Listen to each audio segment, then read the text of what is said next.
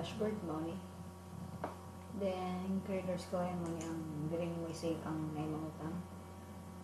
So diri ang imong nahon mag-add ka, di ka mag-add. Then insert lang ka.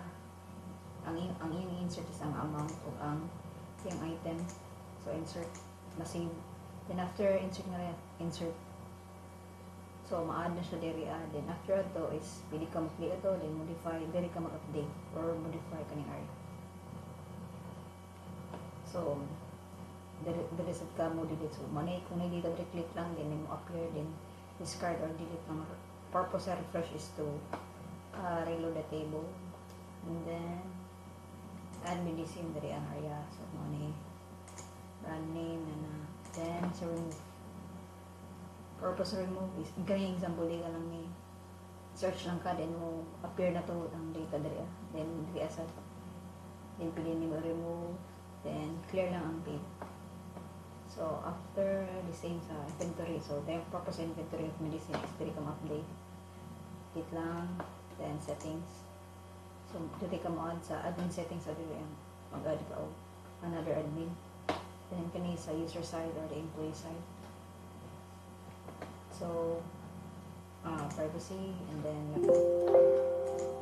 so sa employee na side mo siya.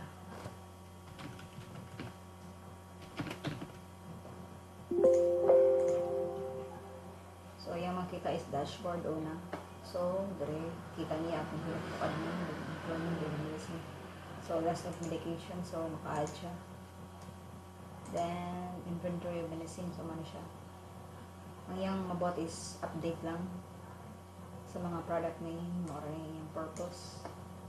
Then privacy, then log-out. So for now, yung purpose or restart application is mo restart ang application back to zero from preloading or preloader, this one, money.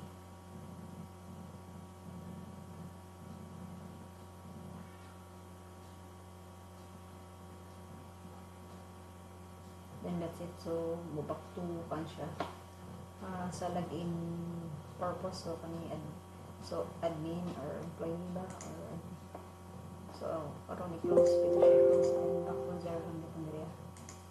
Admin during part. So okay. So for now mo to siya, then division ni pani siya ma-hack kay i-test panibag. I-test pa niya siya kung compatible ba niya siya sa laing laptop or computer to make sure na compatible ang pag-login and pag-save. But as of the moment, human na siya, okay na. Testing process na lang ang iyang mahimuan niya. So, maraming thank you.